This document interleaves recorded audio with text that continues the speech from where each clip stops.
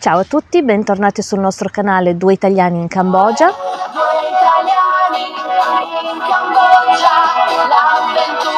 è la nostra follia. Oggi vogliamo parlare in modo più approfondito del primo punto di cui abbiamo trattato nel video precedente, cioè della burocrazia. Allora, togliamoci subito la parte noiosa.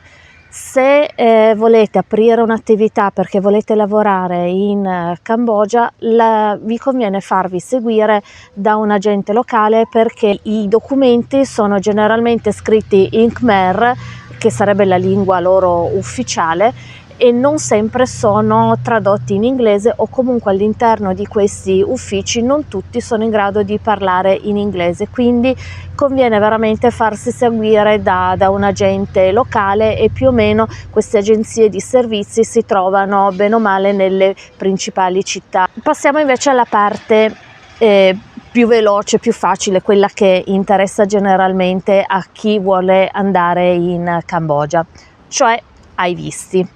Ma prima di parlare dei visti bisogna parlare dell'arrival card, che vi metterò qui di fianco a me.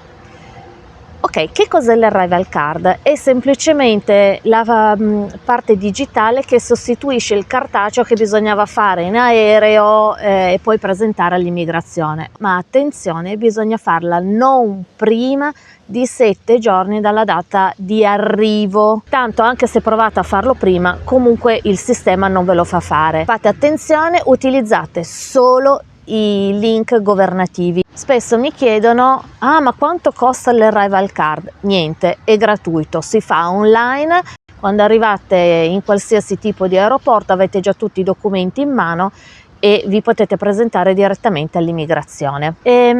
È indispensabile farlo, cioè non potete entrare in Cambogia se non avete questo documento, che vi verrà recapitato via mail. Comunque è molto veloce. Parliamo ora dei visti, che è la parte più cicciosa, come si suol dire, dell'argomento. Per quanto riguarda i visti, invece, dobbiamo dire che principalmente sono di due tipologie: il visto turistico, che è quello più comunemente usato per visitare la Cambogia, e il visto business, o chiamato anche visto ordinario. Il visto turistico è quello classico per visitare la Cambogia, come dicevo poco fa, ed ha un costo di $30 più $5 di elaborazione del dato, se lo si fa online.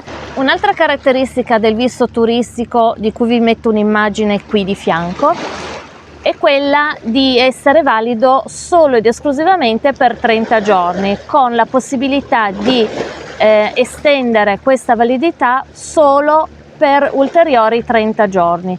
Quindi, scaduti i 30 più eventuali altri 30, sei costretto ad uscire dal paese.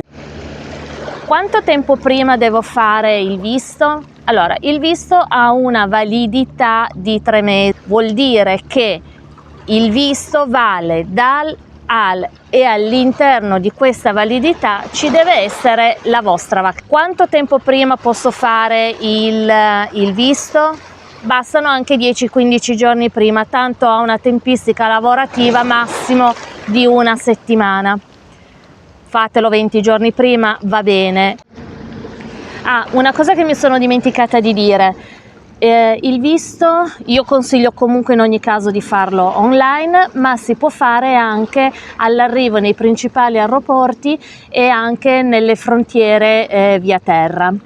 Parliamo ora del visto ordinario, o meglio conosciuto come visto business, che è quello che abbiamo fatto noi. In che cosa differisce? Intanto il costo è una bazzecola in più, nel senso che sono $5 in più e finisce tutto lì, ma permette alle persone, e qua vi metto comunque il link dove lo potete chiedere, perché sul sito governativo, quello che vi metterò sempre qui a fianco, non lo troverete come visto ordinario, cioè VO, bensì come EB, e-visa business. La particolarità di questo visto, a differenza di quello turistico, è che si può estendere per 1, 3, 6 o 12 mesi, ed è soprattutto sull'estensione dai 6 ai 12 mesi possibile entrare ed uscire più volte dal paese senza dover ripetere di nuovo tutta la trafila burocratica del fai il visto, eccetera eccetera, entra ed esci. Quindi si può entrare e uscire normalmente come potremmo fare noi qui tra Italia, Francia, Germania, in Europa in generale. Mentre anche diciamo così, le estensioni da 1 ai 3 mesi, anche quelle sono single entry, quindi anche lì si può entrare una volta sola e poi bisogna rifare tutto quanto. Un'altra caratteristica delle attività in Cambogia è che come straniero noi siamo proprietari. Se vogliamo aprire una nostra attività, possiamo essere proprietari al 100% di questa attività, a differenza della Thailandia, che sono costretta ad avere 1 o più soci thailandesi. Per quanto riguarda la burocrazia, possiamo dire che principalmente queste sono le informazioni di base. Ci vediamo al prossimo video e parleremo delle monete correntemente utilizzate in Cambogia, cioè il dollaro e il riel. Alla prossima, ciao!